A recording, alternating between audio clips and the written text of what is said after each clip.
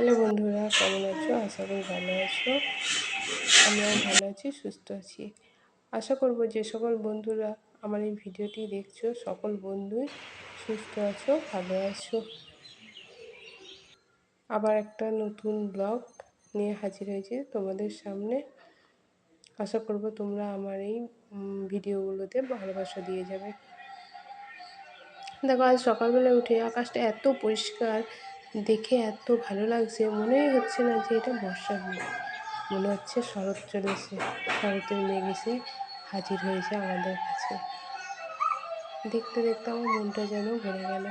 তাই আমি অনেকক্ষণ ধরেই ভিডিওটা করলাম। এত সুন্দর লাগছিল, কি বলবো বন্ধু।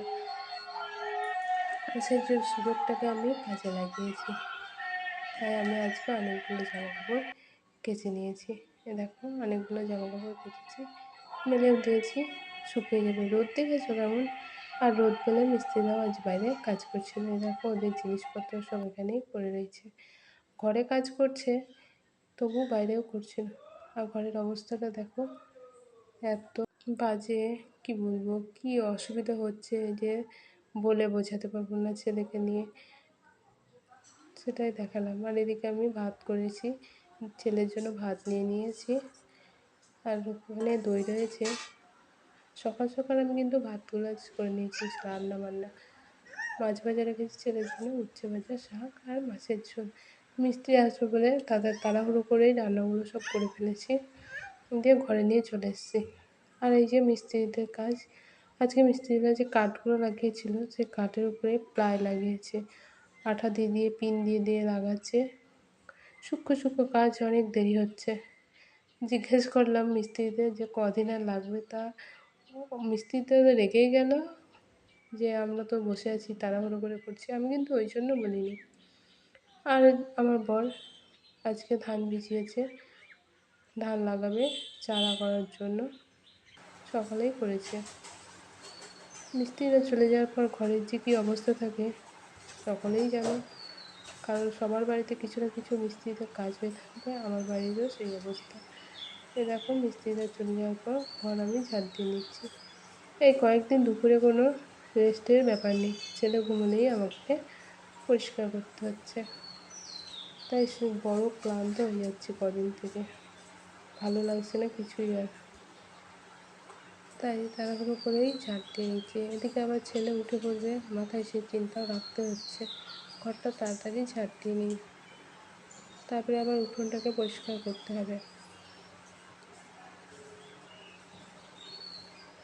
ঘর ঝাড় দিয়ে নিয়েছি, রান্নাঘরটা একটু পরিষ্কার করতে হবে। এ কয়েকদিন ভালো করে পরিষ্কার করছি না, মোটামুটি করছি।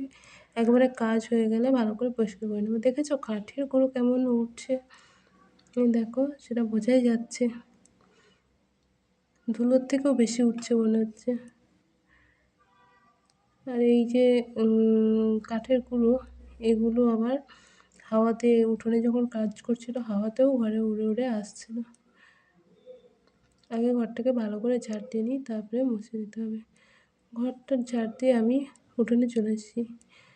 উঠোনে দেখো কেমন কাঠের গুঁড়ো পড়ে আছে। এগুলোকে আমি প্রথমে হালকাভাবে জড়ো করে নিয়ে ওই বস্তাটাই ভর্তি করে রেখে দেবো, তারপরে উঠোনটাকে ঝাড় দেবো। রোদও রয়েছে প্রচুর দুপুরবেলা। আর আজকে খুবই রোদ ছিল সারাটা দিন।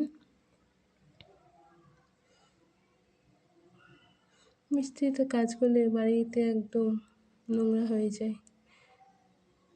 কবে পরিষ্কার করব একদম ঠিক করে, তাই মনে হচ্ছে।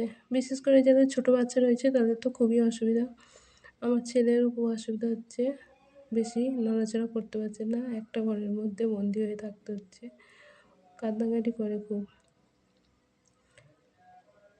আমি একটা গামছা জড়িয়ে নিলাম, কারণ খুবই রোদ ছিল আর এই কাঠের গুঁড়োগুলো খুব উঠছিল, নাকের মধ্যে চলে যাচ্ছে, হাঁচি হচ্ছিল। সেই জন্য আমি গামছাটা মুখের মধ্যে দিয়ে মাথা দিয়ে ঢেকে নিলাম,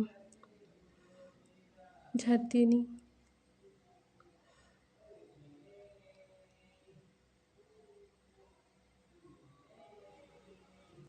দেখো, কথা বলতে বলতেই উঠোন ঝাড় দেওয়া হয়ে গেছে। এ দেখো, এইটুকুনি শেষ। উঠোন ঝাড় দিয়ে আমি ঘরে চলে আসবো ঘরটা মুছতে। ঘর মোছা আর শেয়ার করা হলো না। দেখো ঘর একদম পরিষ্কার করে মুছে ফেলেছি, কিন্তু সব কিছু এখনো ঠিকঠাক করে গোছানো হয়নি, জাস্ট মোছা হয়েছে। একটু রেস্ট নিয়ে নেবো, তারপর আবার কাজ করবো, ভালো লাগছে না। এদিকে বর তাড়াতাড়ি চলে এসছে, পাঁপড় নিয়ে এসছে কালকে রথে খাবো বলে। আর আমি এই তোষকটা রোদে দিয়েছিলাম, ছেলে ইস করে করে একদম ভিজে ফেলেছে রোদে দেওয়ার জন্য।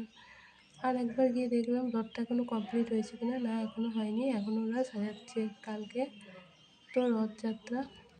হঠাৎ করে বিকেলে কোথা থেকে মেঘ এসে হাজির হলো। সকালে মেঘটা দেখেছিল এত সুন্দর, আর বিকেলে দেখো মেঘটা কেমন ঝোড়ো হাওয়া বইছে, বৃষ্টি আসবে মনে হচ্ছে। একেই বলে বর্ষাকাল, কখনো রোদ কখনো বৃষ্টি, অনাসৃষ্টির শেষ নেই।